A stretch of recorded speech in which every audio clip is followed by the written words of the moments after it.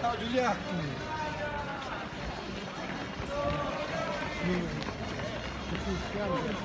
Potrebbe essere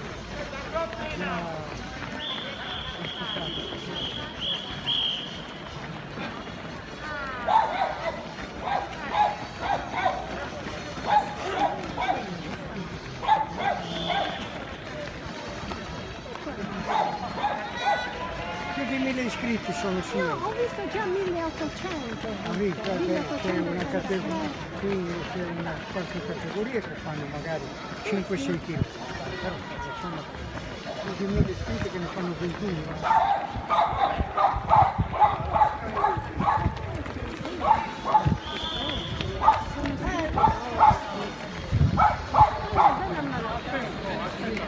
E molti di questi hanno corso domenica scorsa a Uta, erano circa 800 a Uta.